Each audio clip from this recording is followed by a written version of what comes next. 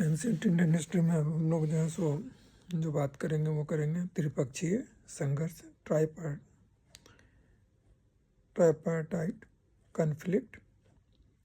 गुप्तोत्तर काल में पाटलिपुत्रा के स्थान पर कन्नौज का राजनीतिक सत्ता के केंद्र के रूप में उदय हुआ। कन्नौज को सम्राटों की क्रीड़ा स्थली भी कहा जाता है। हर्ष की मृत्यु के बाद कन्नौज की गद्दी पर शासन करने वाला प्रमुख शासक यशोवर्मन था। यशोवर्मन के दरबारी कवि वाकपति एवं भवभूति नामक विद्वान रहते थे। वाकपति की रचना गोंडबाहु प्राकृतिक भाषा में, भवभूति की रचनाएं मालती माधव, उत्तम चरित्र, महावीर चरित्र। यशोवर्मन की मृत्यु के पश्चात कन्नौज आधिपत्य को लेकर 3 महाशक्तियों के मध्य संघर्ष हुआ, जिसमें त्रिपक्षीय संघर्ष कहा जाता है। ये तीनों संघर्ष गुर्जर, प्रतिहार, पाल, राष्ट्रकूट। गुर्जर प्रतिहार हरिश्चंद्र आदि पुरुष संस्थापक थे।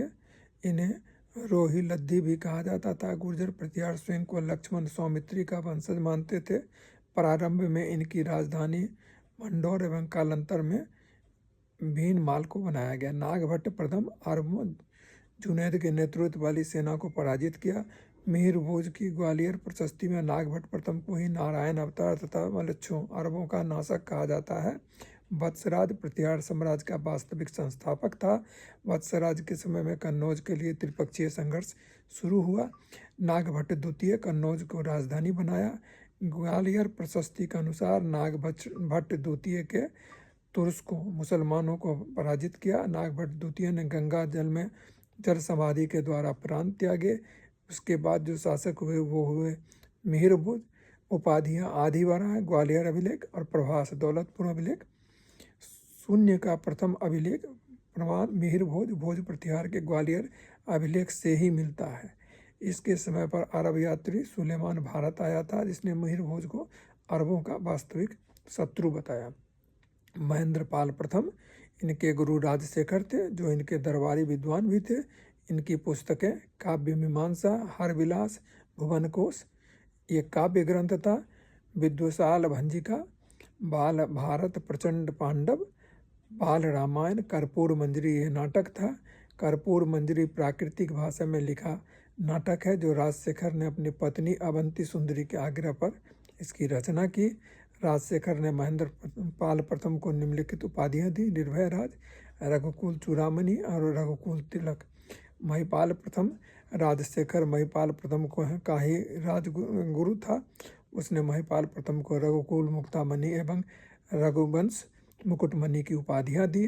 बगदाद यात्री अल मसूदी पुस्तक मुरजल जहाब महिपाल प्रथम के समय भारत आया एवं महिपाल को बौर बीरा कहा जाता है।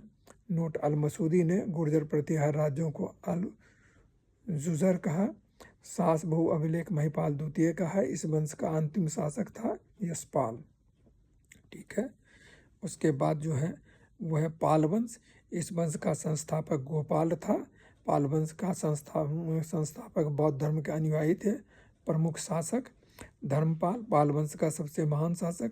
विक्रमशिला, निर्वाण, नारायण, राजत्रयाधिपति आदि उपाधियां धारण की। विक्रमशिला विश्वविद्यालय की स्थापना की। गुजराती कपिल सोढल ने उदय सुंदरी कथा में धर्मपाल को उत्तरा पथस्वामी कहा। महिपाल प्रथम पाल वंश का दूसरा संस्थापक। महिपाल ने दीपंकर श्रीज्ञान अतिशा नामक बौद्ध भिक्षु के नेतृत्व में एक बौद्ध प्रचार मंडल तिब्बत भेजा। रामपाल इसके दरबार में संध्याकर नंदी विद्वान था। इसके द्वारा रामपाल रामचरित्र लिखा गया, जिसने कैवर्त किसान विद्रोह का उल्लेख है। ठीक है। उसके बाद आता है राष्ट्रकूट वंश। दक्षिण के उत्तर भारत के राजनीति में हस्तक्षेप करने वाला दक्षिण की पहली शक्ति राष्ट्रकूट थी। पहला शासक दंतिदुर्ग राष्ट्रकूट वंश का संस्थापक। इसने एलोरा का दशावतार मंदिर गुफा संख्या 15 का निर्माण करवाया। कृष्ण प्रथम उपाधियां शुभतुंग, छत प्रजाबाद आदि पथरीली पहाड़ियों के पाषाण को काटकर एलोरा में प्रसिद्ध कैलाश मंदिर गुफा संख्या 16 का निर्माण करवाया। इस मंदिर का मुख्य वास्तुकार कोंकण था। इस मंदिर को शैलकृत स्थापत्य का आश्चर्य कहा जाता है। ध्रुव प्रथम उपाधि धारा वर्ग प्रथम राष्ट्रकूट शासक जिसने त्रिकोणीय संघर्ष में भाग लिया। अमोघ वर्ष जैन धर्म का अनुयायी। लक्ष्मी देवी का भक्त। प्रजा की महामारी से बचाने के लिए उसने अपनी एक उंगली काट के लक्ष्मी को चढ़ा दी थी। अमोघ वर्ष की रचनाएं कविराज मार्ग एवं रत्न मालिका। अमोघ वर्ष ने निम्नलिखित विद्वानों को अपने दरबार में आश्रय दिया। जिनसेन सक्टायन महावीरचारी। जिनसेन ने आदि पुराण, सक्टायन ने अमोघ वृत्ति और महावीरचारी ने गणित सार संग्रह लिखा। अरब यात्री सुलेमान ने अमोघ वर्ष के राज्य को बल्लहर कहा। इंद्र द्वितीय अरब यात्री अल-मसूदी ने राष्ट्र शासक इंद्र तृतीय को भारत का सर्वश्रेष्ठ शासक बताया। कृष्ण तृतीय उपाधि अकाल वर्ष। कृष्ण तृतीय के काल में हलायुद्ध में कवि रहस्य, कन्नड़ भाषा की कवि पंपा आदि पुराण और कन्नड़ कवि पेन्नन ने शांति पुराण की रचना की। राष्ट्रकूटों ने अपने राज्य में अरब व्यापारियों को बसने, इस्लाम के प्रचार प्रसार और मस्जिद बनाने की स्वतंत्रता दी। महिलाएं के चेहरा पर पर्दा नहीं था। अरब लेखक अबू जैद के अनुसार त्रिपक्षीय संघर्ष 8वीं शताब्दी के अंत में शुरू होकर 150 वर्ष तक अनेक चरणों में चला। त्रिपक्षीय संघर्ष में अंततोगत्वा गुर्जर प्रतिहार की ही विजय रही। नागभट्ट द्वितीय ने कन्नौज को जीतकर अपने राज्य में मिला लिया और कन्नौज को प्रतिहार की अस्थायी राजधानी बनाया। ठीक है, ये जो था सो त्रिपक्षीय जो संघर्ष था उसका हमने जो है सो आपको एक स्निपेट्स दे दिया। ये जो है सो काफ़ी इंटरेस्टिंग है। इससे काफ़ी सारा जो है सो ऑब्जेक्टिव क्वेश्चंस बनता है। इसको ध्यान से पढ़िएगा और नोट कर लीजिएगा। ठीक है ना, एक बार में नहीं हो तो दोबारा सुन लीजिए, दोबारा सुन लीजिए, लेकिन नोट कर लीजिएगा तो अच्छा खासा आपको ये हो जाएगा। ठीक है, तो ये जितना थ्रस्ट देना है उस हिसाब से बताया गया।